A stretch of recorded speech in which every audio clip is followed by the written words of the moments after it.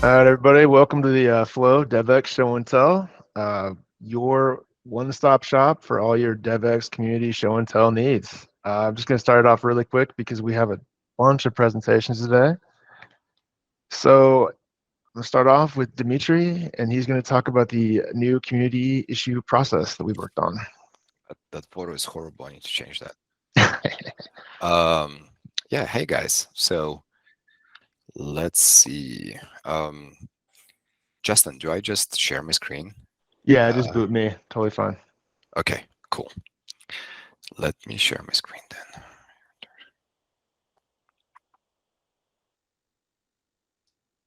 Okay, give me just 1 second. Promise you I was prepared for this. Okay. All right. Hey everyone. Thank you for joining. Um, a couple of things, super simple. So one of the issues we've seen um, that the community has shared with us is that sometimes issues get lost.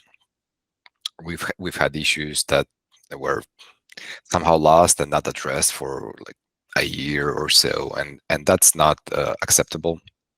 And we at Flow are trying our best here, specifically at the DevX team, and I know across other teams at Flow, Cadence, and Smart Contracts, we're trying to address these issues as fast as possible, given our own priorities that we have as well. And one of the issues with issue reporting is that sometimes developers or community members don't really know where to open that issue. So we decided to come up with a process that would be simple for anyone, and we're using this meeting today to evangelize this process to show you how one can create an issue, and you don't have to worry that you may not know the proper repository for it.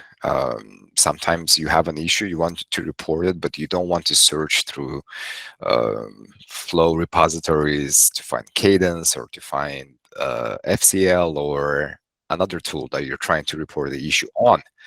Um, and sometimes you may know where Cadence repo is, and that's amazing, that's great. But if you don't, that's totally fine. So um, really all you have to do is go to onflow/flow, go to the Flow main repo, and just click on issues, and you should be able to open a new issue here. Now, when opening a new issue on Flow, all you have to do is report the issue, whether this is a regular bug or a problem. You can use the pre-configured template. It's fairly simple.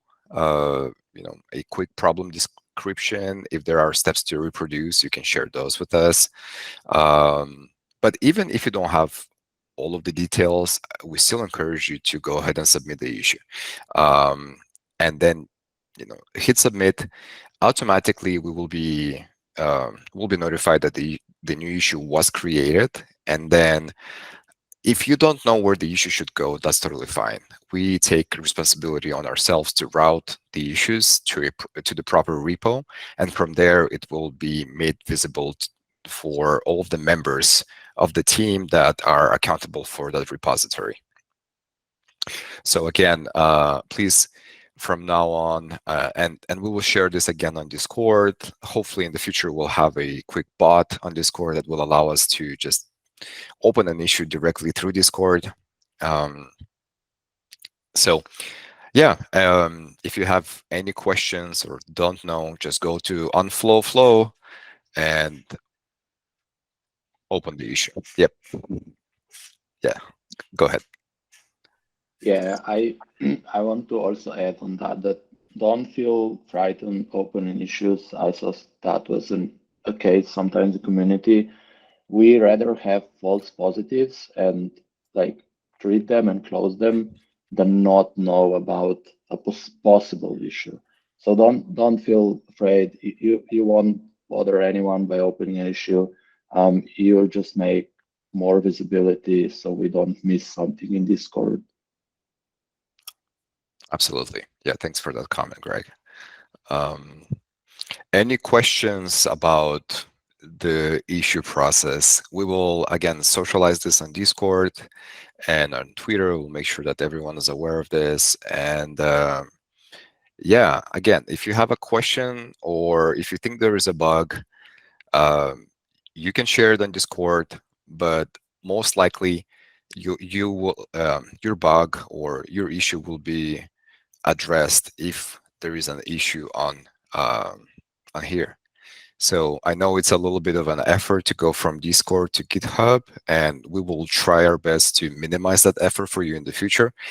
But meanwhile, please open an issue on Flow. It's right here, and we will take care of it. And then you will also be able to track it and see the progress on that specific issue. That being said,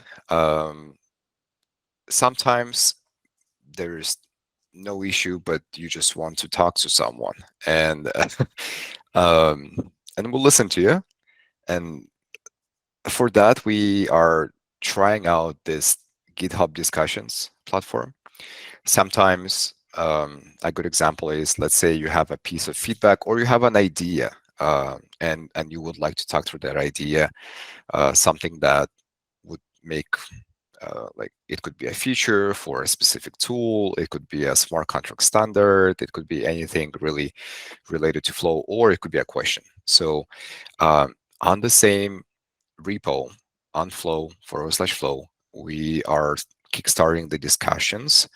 GitHub is providing us with this really cool platform where any discussion then can be turned into an issue as well.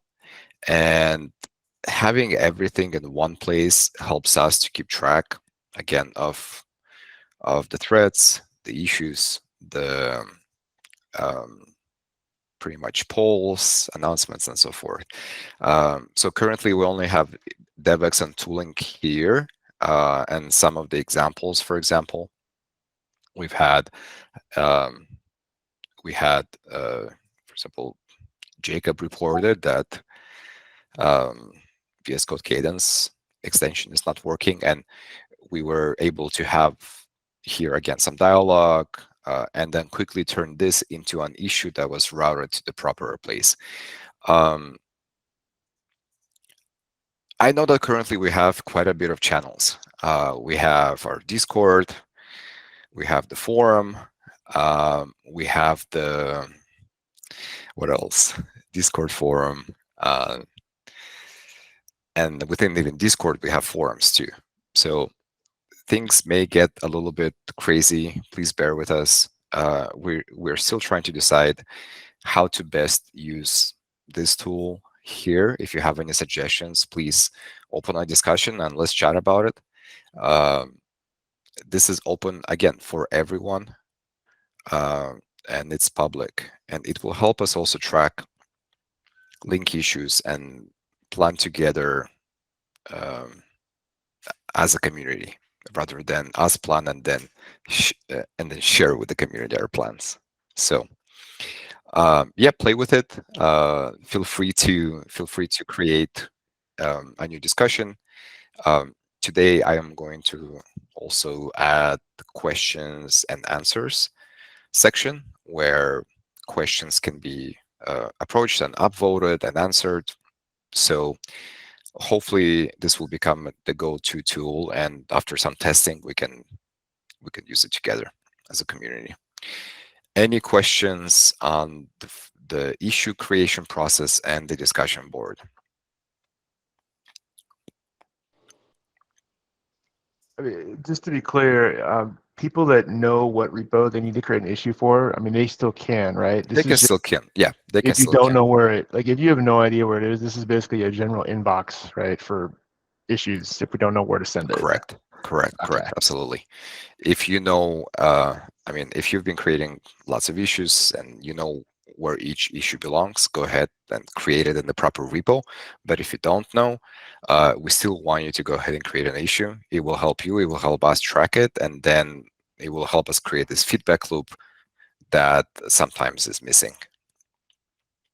Good. Any other questions? Well, thank you, Dimitri. Awesome, guys. Thank you. That's awesome. It's going to be really nice. And now I'm going to resume my video and see who's next. Next, we have Vishal. He's talking about the Flow archive node. He's here. He's here. What's going on? Yeah.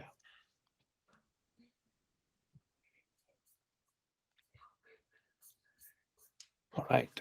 My screen is coming up. Cool. All right.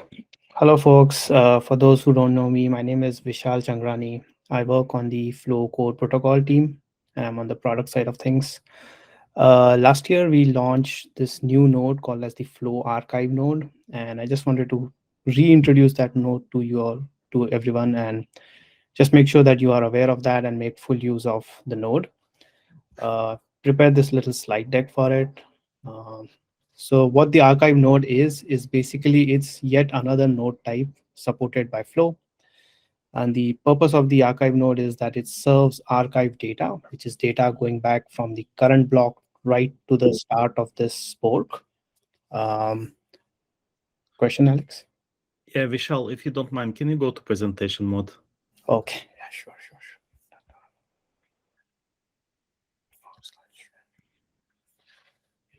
Better? Thank you. Yes, much Sorry. better. Yeah, okay. Yeah, so the archive node basically serves all the blocks starting from the latest block all the way going back to the start of the fork. It also follows the chain and indexes both the protocol and the execution state. So as you know, Flow is like a multi-node, multi-role kind of architecture. So one node, like other blockchains, doesn't has all the data. So some nodes have what we call as the protocol state, which is blocks, collection, transactions. Some nodes, which are like the execution node and the verification node, they have the execution state, which is accounts, smart contracts, resources, so on and so forth.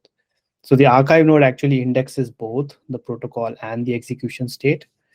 And as the name suggests, it basically stores all the archive data. So when would you use such an archive node? So the crux of the problem that we are trying to solve with the archive node is basically all applications that require access to historical data.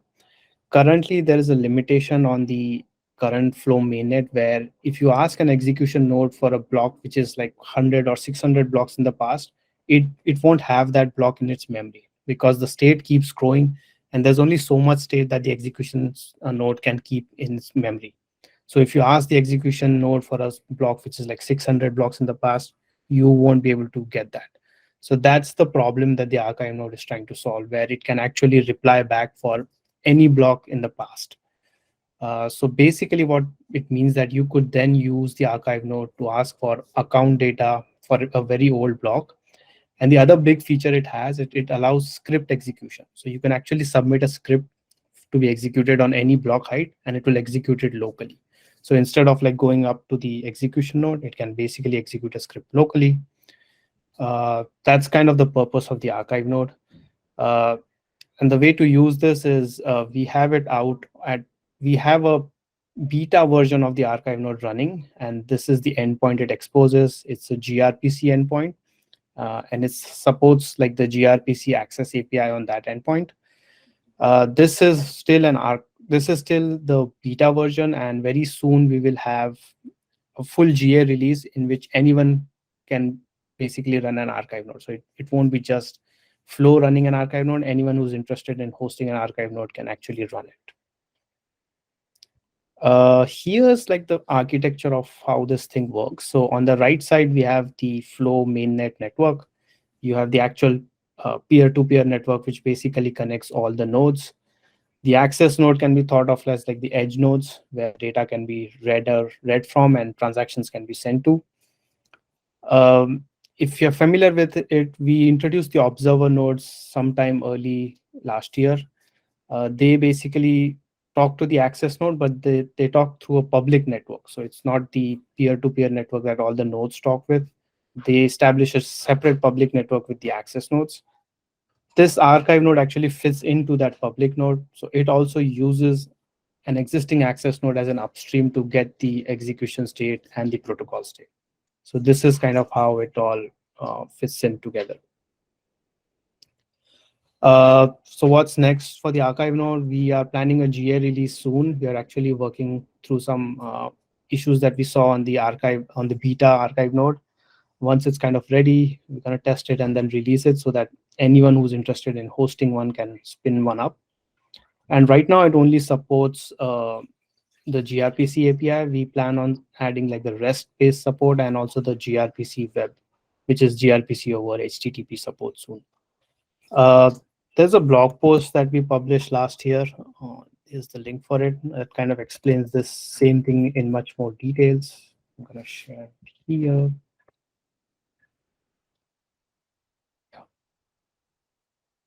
So yeah, that's about it. Any questions?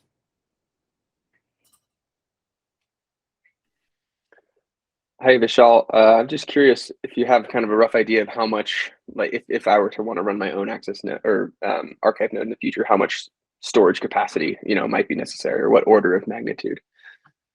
Yeah, we actually have published it. Let me bring it up. It's similar to an execution node in terms of the hardware requirements.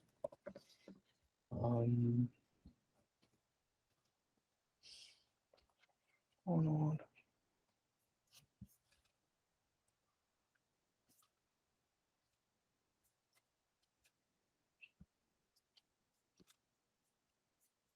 Okay, I'll find that out, but basically it's similar to what an execution node needs.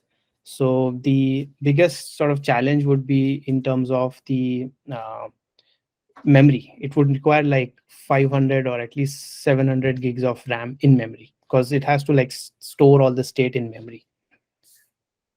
I'll shoot over the link once I find it, the hardware specs for the archive node. Very Cool, good. thank you. And then Vishal, you see the two questions. Any plans to add a REST API or provide higher request rate limits? Yeah, for sure, that's on plan. We do intend to add the REST API and also raise the rate limit. Also, we might have some more operators actually host the archive node. So it would not be just us. Some other operators would also be running, and obviously they will have their own rate limits defined. And you could either choose the community archive node or use the ones that the other operators host. Awesome. Any other questions? Vishal, thank you very much. Thank you. Wait, Gregor, you got something? Oh no, I wanted to clap emoji. Sorry. Good. All right, thank you. All right, next we got Chris Ackerman with the Developer Grants Showcase.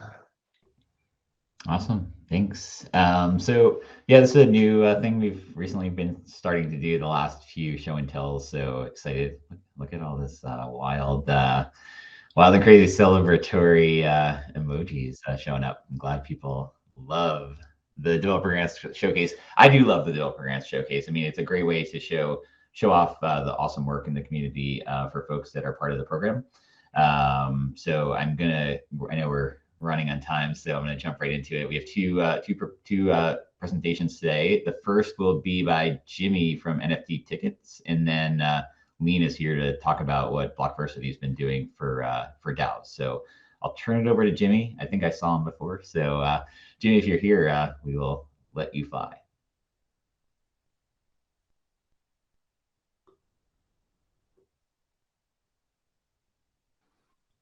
Hello, Chris. Hey, Confirm Jimmy. you can hear me clearly. Yeah, we can hear. Awesome. Okay, good to be here. I'll quickly be walking us through NFTikets, what we do, and what we've built so far. I'll be sharing my screen now.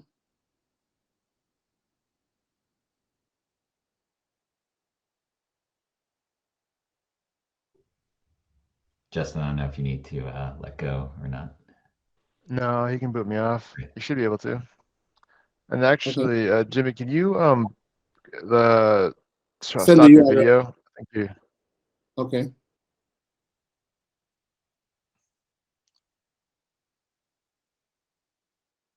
You might be on a tight pipe there.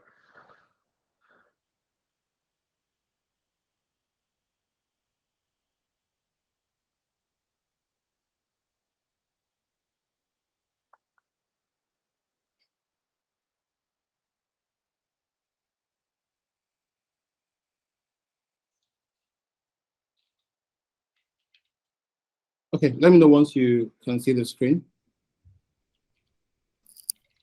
Yep. We got it. We got it. Okay, awesome.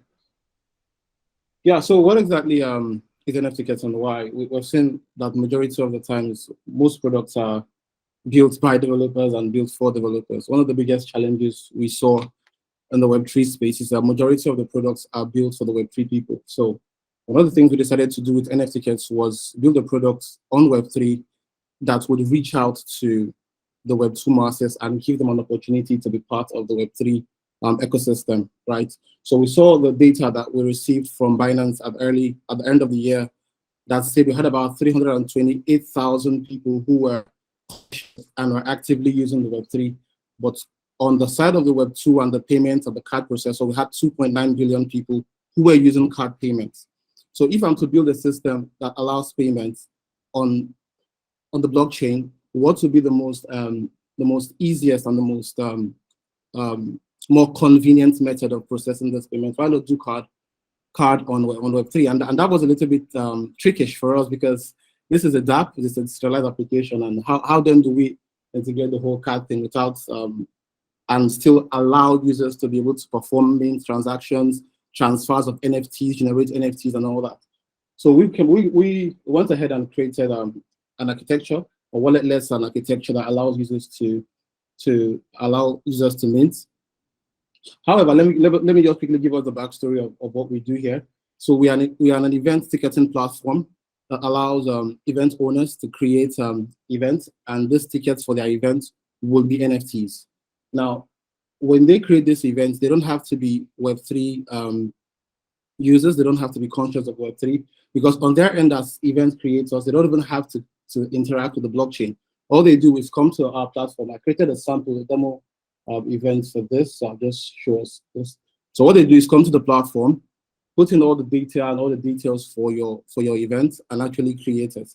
Now, it is when the users come to the platform, for example, I'll share this link with us so we can actually interact with this and just see how seamless it is. So let me do this quickly on the chat and see how slick it is. So I asked the dev team to switch the payment gateway to a test payment.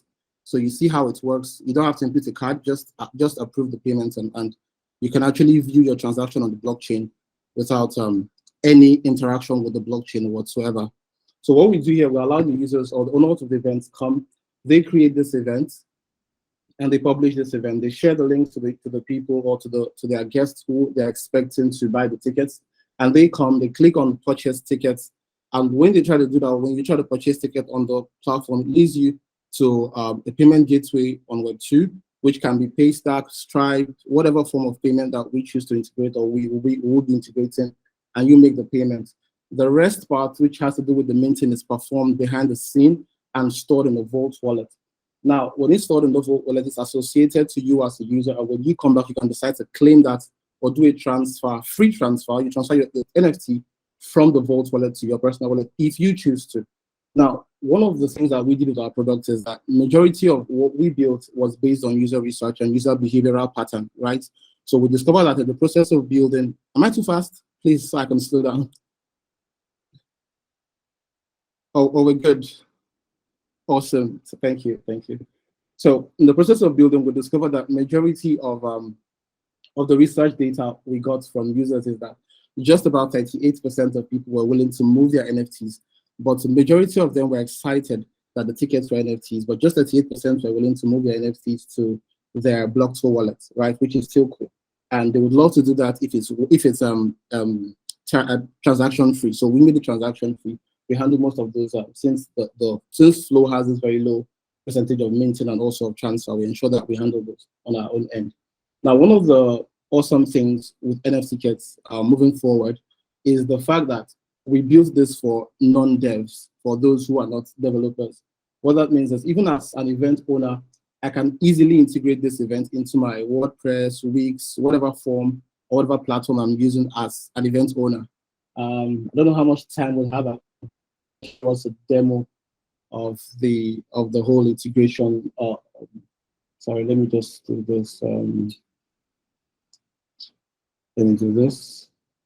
So I'll just love to show us how easy it is for you as a user or as an event owner to easily just pick up your event and integrate it into your website. So we try to do it low code, as low as possible. So these are the events I've created on this test account. I could view info. So it's just simple. Copy your HTML, and I'm using CodePen so that it just simulates maybe a WordPress or a Wix or a Webflow or whatever platform you decide to use for your integration. So hold on a bit.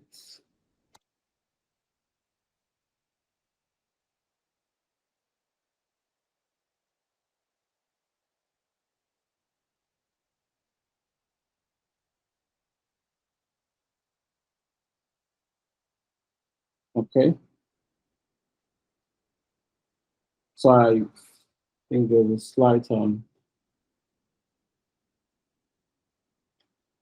Oh, okay. So I think there's a slight issue there with the iframe integration. I think I'll check it and we'll make a fix as soon as possible. But this was one of the things I discussed. I shared with Chris while we're doing the demo. I believe maybe there's an issue with the code or something. But one of the things this does for you is allows you to integrate your events into your own platform, WordPress, Webflow.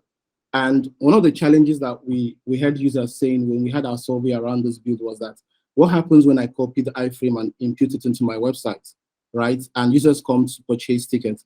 Does that mean that they will have to go back to NFTikets to sign up to do that? No, we don't.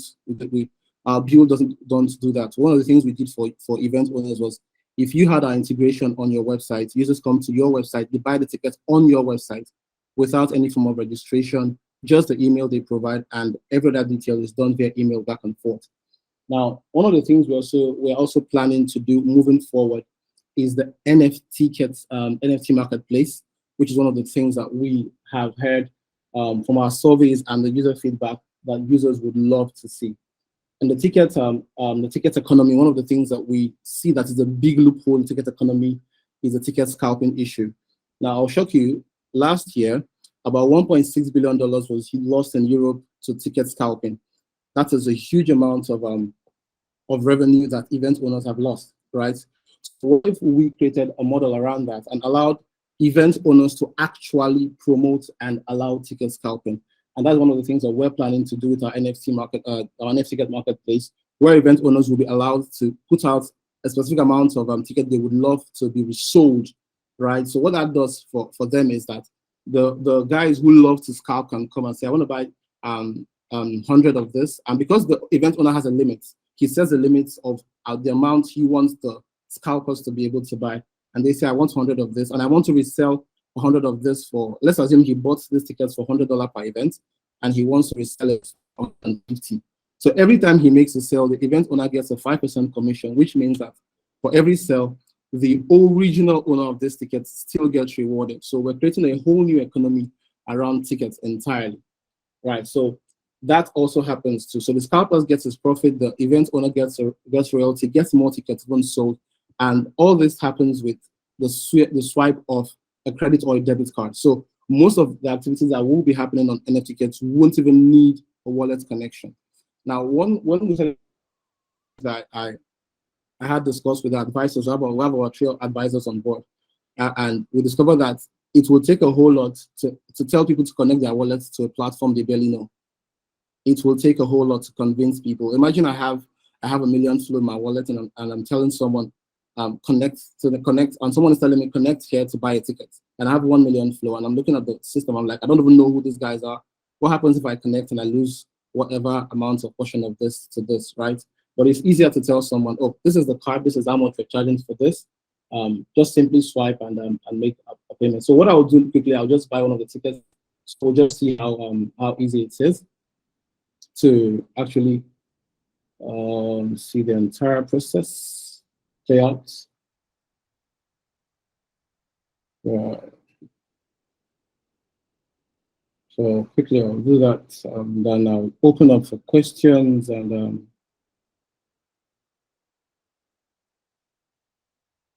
however, the marketplace implementation is something that is we're still trying to process that with Flow to see how far we can get with that. So in the payment method, we have debit card and Coinbase. So we're working on integrating Coinbase soon. So if users choose to go the crypto way, it will be easier for them to do that. So the tickets have been generated with a specific serial code to match. Now, for us to ensure that these tickets are unique and to ensure that it is binded to a particular user, we have specific serial code generated, about 16-digit serial code generated to every single wallet. That way we can manage authenticity as much as possible and ensure that these things are not easily manipulated at the back end.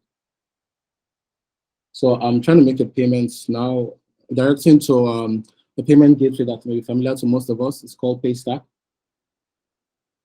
Stripe has acquired Paystack about 8 to 12 months ago. So they are like the key subsidiary of payments in West Africa. So we're using them for the moment. One of the things I asked them to do, the devs to do, was to switch this to a test, a gateway, so that anyone can easily come and just see how this flow. While we're on this demo, we could see how this flow, the entire flow works. Once they switch it back to a live, you will need a credit card to make any form of payment. So that's loading.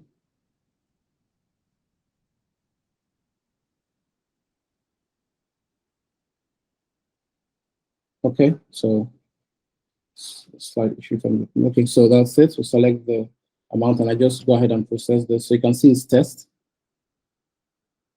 So the payment is successful. And instantly I got an email with the ticket ID. And yes, I got this also. The ticket has been minted. The ticket has been minted successfully.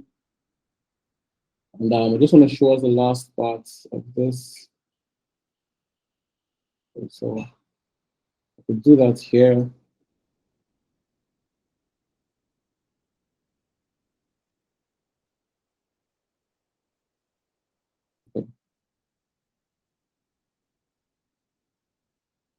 Okay, so this is it. So the flow show and tell demo. So I own one ticket of this. I can decide to see more. And if you observe, it was minted on the Flow blockchain. I can view this transaction. I can view this particular process on the blockchain. And this hasn't been, it's not active. I could download this to my wallet if I choose to, but let's just view it on the blockchain. Just be sure that this was an active transaction that took place on the Flow mainnet.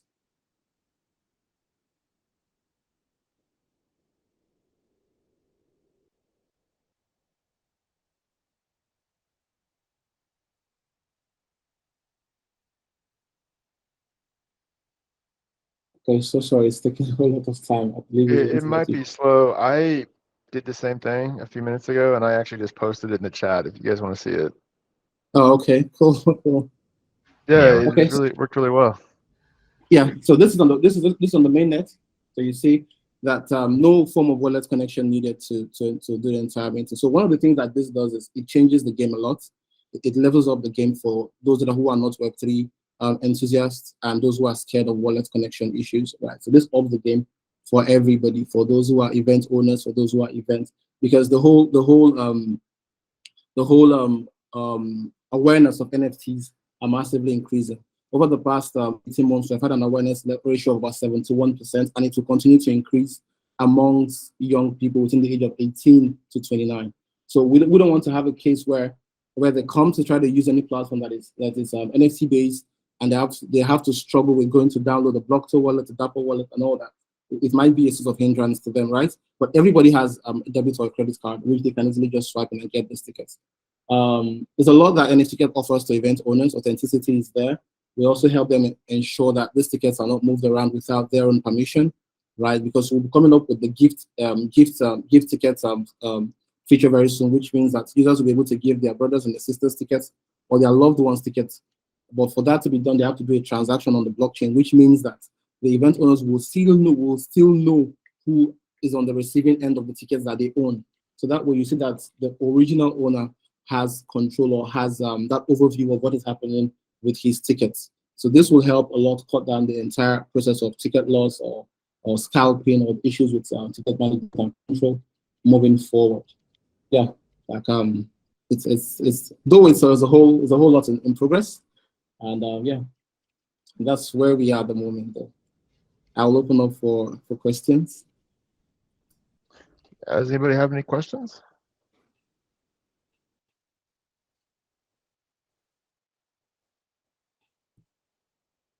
Go for it. Luke?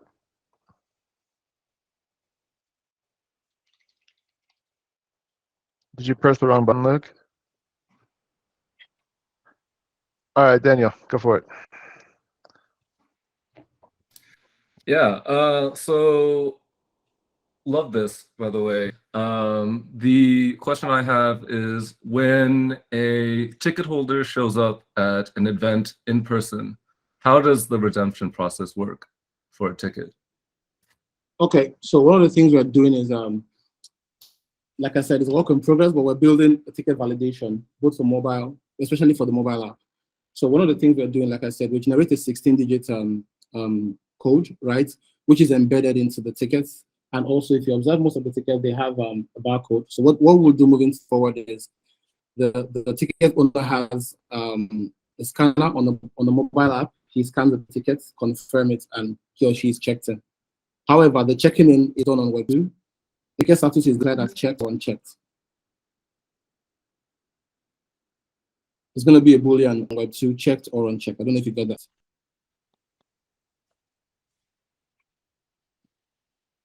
Very cool. All right, well, thank you for that, Jimmy. I appreciate it.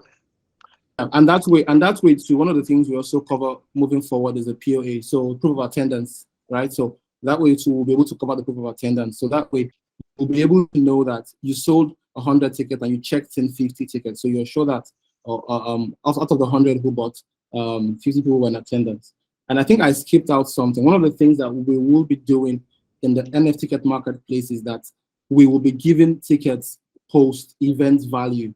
I think that's one of the things I discussed with Chris. A lot of people, most tickets, in fact, majority of the tickets don't have post-event values, right? What that means is that at the end of an event, the ticket becomes useless.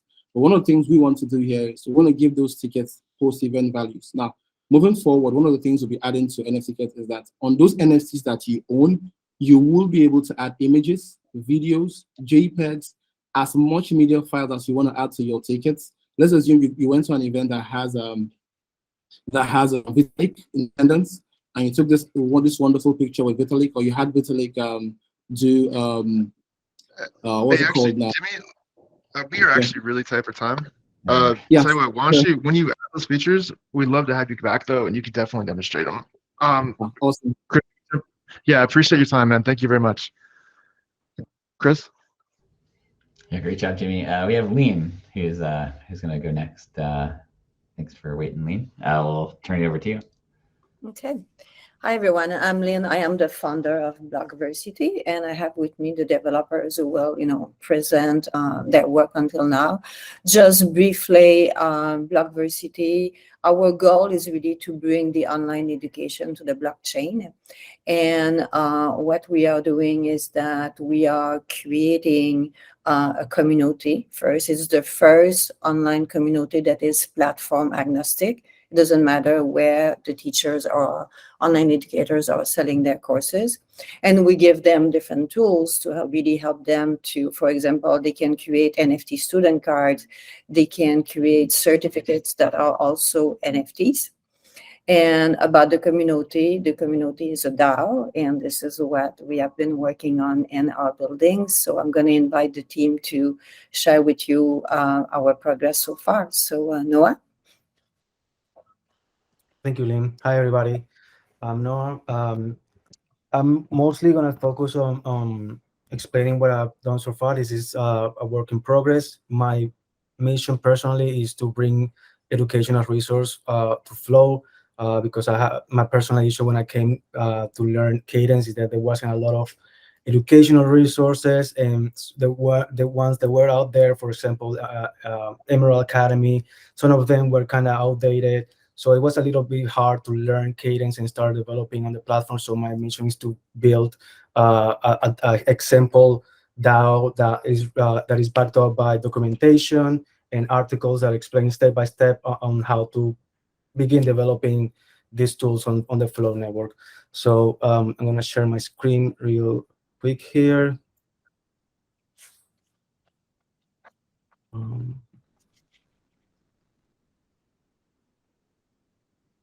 So can you, okay. So I'm going to share we have a Medium Medium account where the articles are being published. The first one I did was around how to build a DAO on Flow. It's just a very step-by-step article and guide on an introduction to Cadence. It explains everything very detailed, and it's just building a very simple whitelist smart contract that people can sign into, and it records the addresses of everybody that is signed to the whitelist, and this smart contract is going to be used later on the DAO for the people that want to buy tokens from the DAO. They're only going to be accessed through the whitelist. So basically, everything that is being developed here on the BlockVeristy DAO repository is backed by the articles and the documentation. Besides the whitelist smart contracts, all up to this point, I have the BlockVeristy token smart contract that is using the latest fungible token metadata view. I plan to write, documentation and article on how to implement each of these new implementations and explain exactly how to display the views from the front end, from the dApp.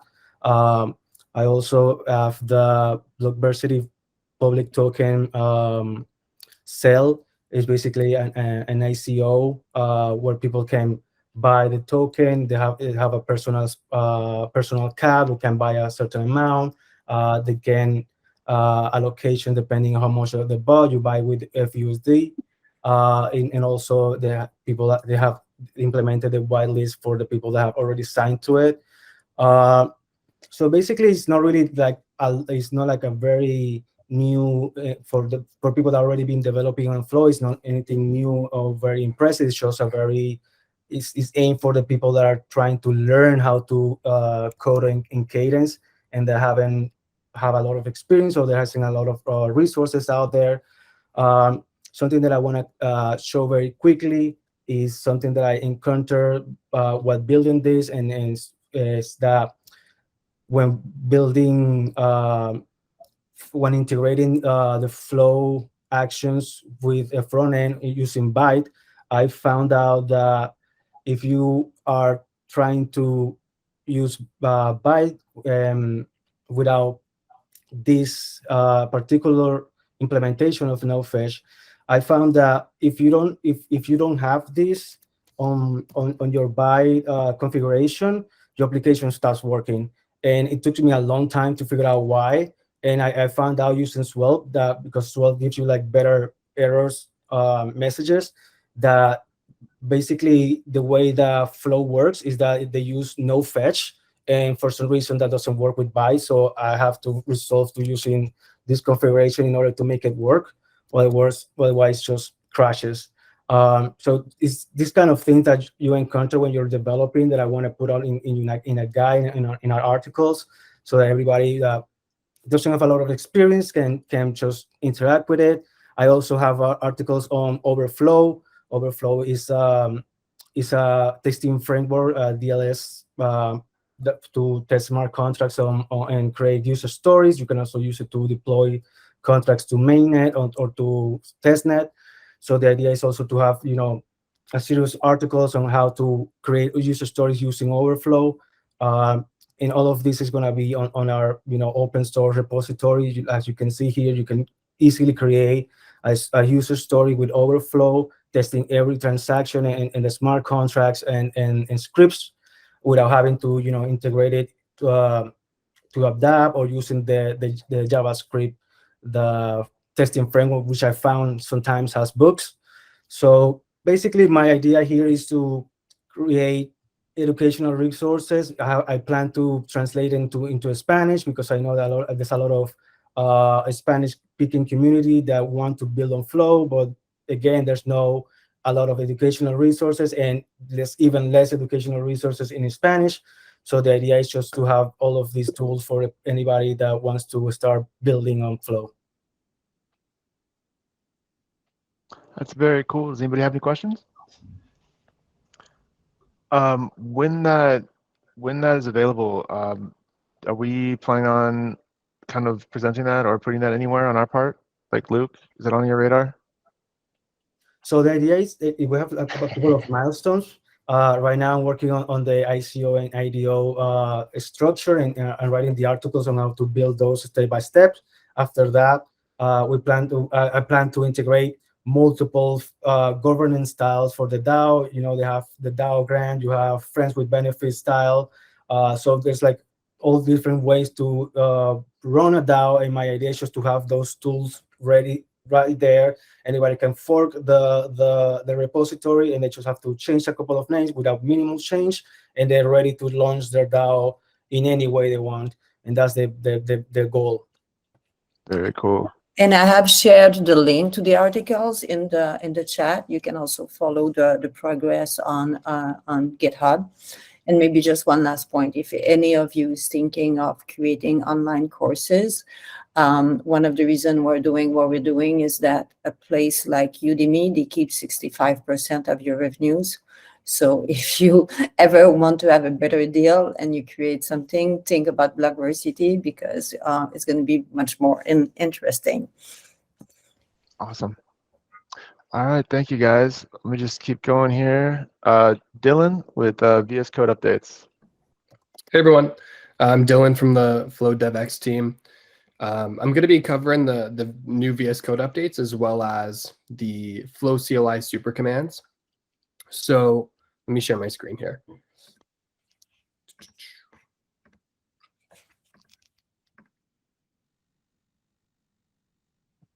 Is that all good? Cool. So one of the newest things that we added to the Flow CLI is the super commands. So the two main things are to help you set up a project and to help you while developing. So for example here, I'm just in like a blank repository, and what we'll do is create a brand new project. So we use this flow setup command, and we'll call it my project. And instantly, as you can see, it sets everything up for you. So I'll go ahead and open this in VS Code. Come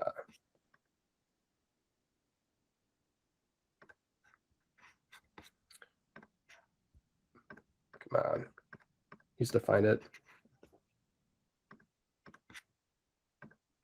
And there we go. So with the new VS Code changes, as soon as I open this in VS Code and open like a contract or something, we'll see that it'll say, hey, you're not connected to a Flow emulator. So if you want to get all the features like deploying contracts, sending transactions and whatnot, then what we'll do is we'll open a terminal and start a Flow emulator.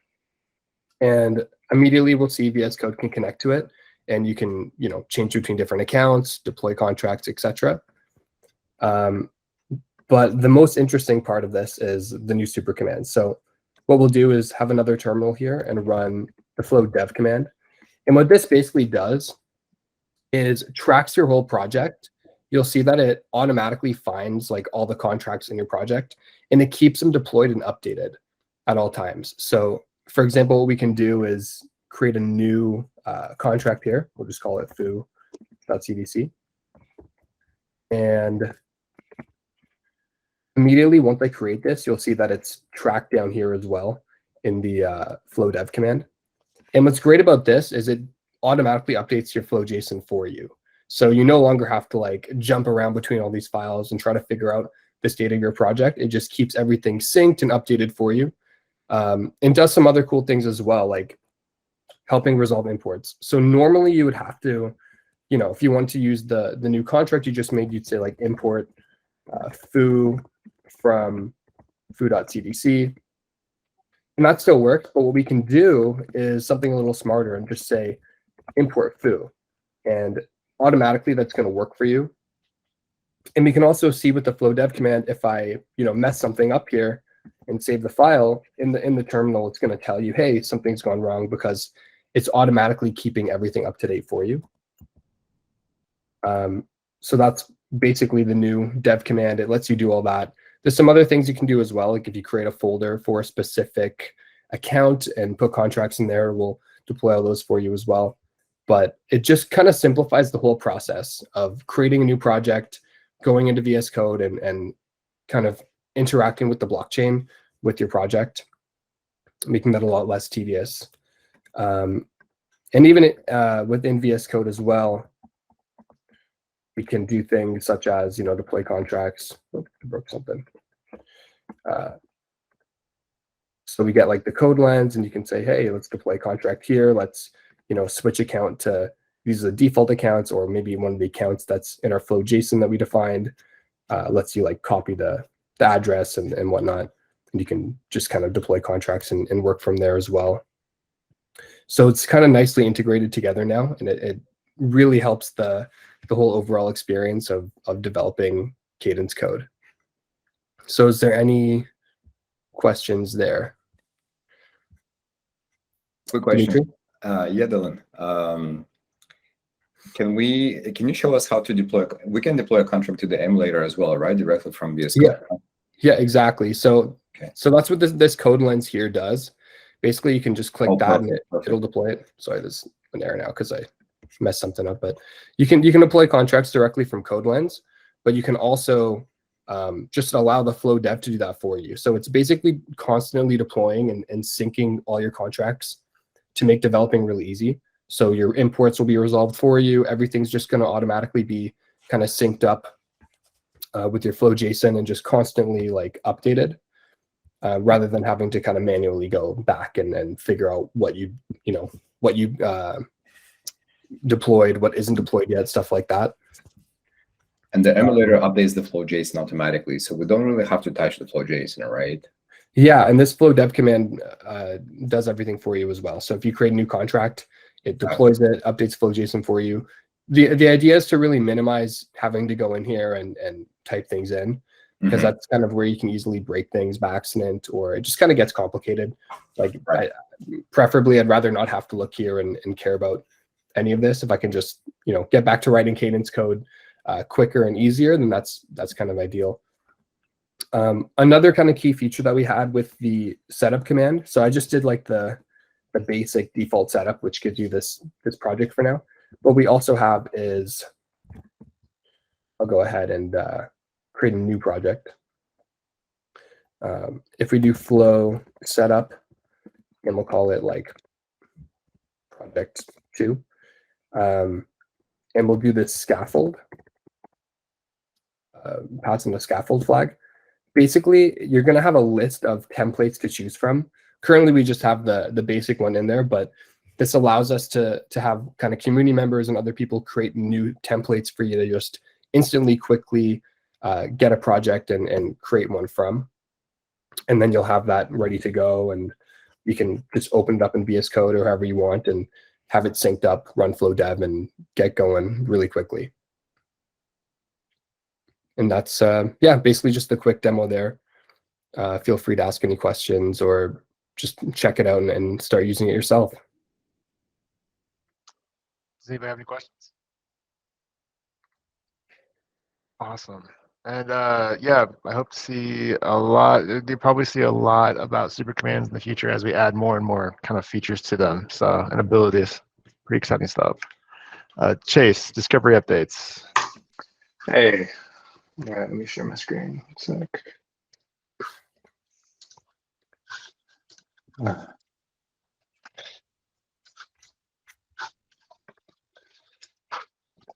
Got it. Okay, I'll make this one quick. Less of a demo, more of an update. So if you're not familiar with FCL wallet discovery, it's a tool we have that eliminates the need for dApp developers to write code to integrate their wallets into their application. And so you add about a line of configuration into FCL, and your dApp is automatically integrated with all compatible wallets. When we first built Discovery, we didn't have that many wallets, and now the ecosystem has grown significantly, and that means lots of wallets. So the UI wasn't really able to support the list. So recently we did an overhaul to it, and now you can see everything with a much more polished UI. So I'll show you on Flowport what that looks like. So come in here now. This is a lot of the wallets that are integrated with Flowport, and you can see this list. If you click the info over here, you'll get taken to their site. It pulls up the last used one you have, lets you know if there's an extension you need to install, says the site that it's coming from, their app icon, and the app name. And let's take a look at the docs to see how to integrate it. So if you look here, you'll see that this right here is the line I'm talking about.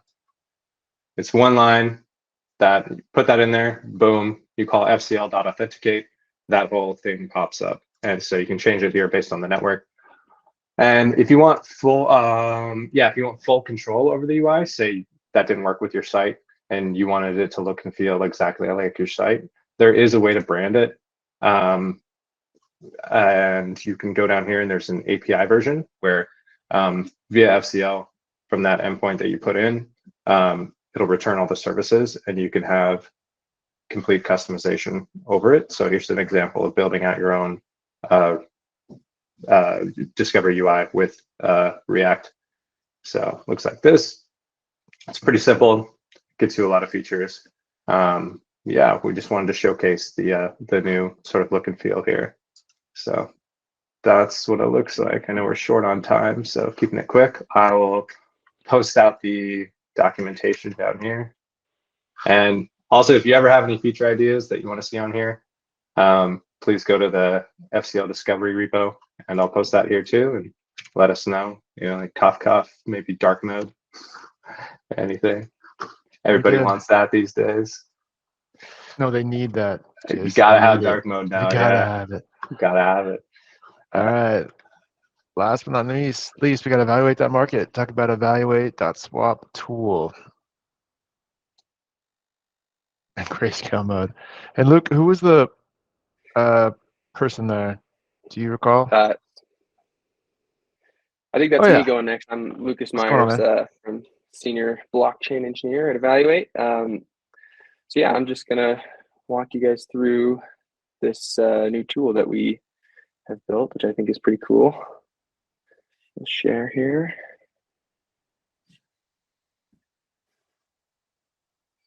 Oops. There we go. Oh, slide's not. That's weird. I don't know why it doesn't want to do this presentation mode. I apologize. But we can just walk through it here.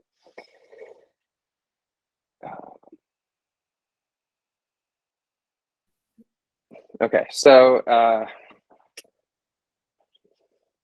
basically we kind of identified this problem in the space of, you know, you can of course buy and sell your NFTs for currency, but oftentimes people don't want to do that. They don't want to cash out or spend more money. And there's other things that are a little more difficult than people might like gifting in bulk, or maybe trading Top Shot for NFL All Day or something like that. So we sort of dreamt up and built this swap product for peer-to-peer, live, randomly matched trading. We kind of like to describe it as sort of chat roulette, a little more work-friendly version of chat roulette, perhaps. So the way that this works sort of on the back end is, you start, left user will initialize and create this swap collection object in their storage. And then, using our swap client, perhaps both users will negotiate the terms of the agreement. And then once that's sort of locked in theory, you create a swap proposal object, provided all the token provider capabilities. And then the other user, the right user, calls the execute function once they verify that everything looks good. So you can basically swap, any flow NFT for any other flow NFT without currency being involved. Of course, we've made sure that this is a completely airtight contract. First and foremost, we never have control or custody of any NFTs or even NFT capabilities. That's all stored on one user's account storage, and then the other user directly calls a method on that account storage. We've got sort of redundant verification steps built in to every single function that is called to make sure that everyone's trading exactly what they say. And then sort of the more innovative security part, I suppose, is that we decided to use a 2-transaction process rather than a single transaction signed by multiple parties. So this allows one user to create a proposal, and then both users can get a human readable version, and verify, maybe make sure there's no fake contract addresses or anything in there, and that can all be done before the final execution method is called. And then we of course would love to see anybody, if they're interested, to build on top of our smart contract. Our client app is purely focused on peer-to-peer live trading, but there's plenty of other use cases. In-game trading is a big one that we could see happening, or perhaps building building your NFT collection up for some kind of challenge or a reward or something like that. And we've got events built in for monitoring as well. Yeah, I think that's pretty much it. There's the mainnet address if you're interested, and evaluate.xyz is our website if you want to try out the client app as well. But we're very excited about the possibility of this taking the space by storm. So just a few analytics, if anybody's interested. We've already close to 4,000 swaps since we released late last year, 19 today. And I think we've had at this point over 25,000 total NFTs traded through the platform. So yeah, I guess any questions or anything? Cool. Well, thanks so much for your time, and yeah, if anybody is able to build anything on top of the platform, we'd be happy to showcase it on our website and promote it. So please reach out if you do. Very cool. Thank you, sir. One last thing before we get out of here. If anybody has any ideas for presentations, or they want to do a presentation, we're going to have another one of these on February 28th. So just reach out to me on Discord, or literally any of us on Discord, and then we'll give you Luke's home phone number, and then you can call Luke, and then Luke will figure it out. So I appreciate it. He's lonely. All right, everybody. Thank you for coming, and appreciate your time.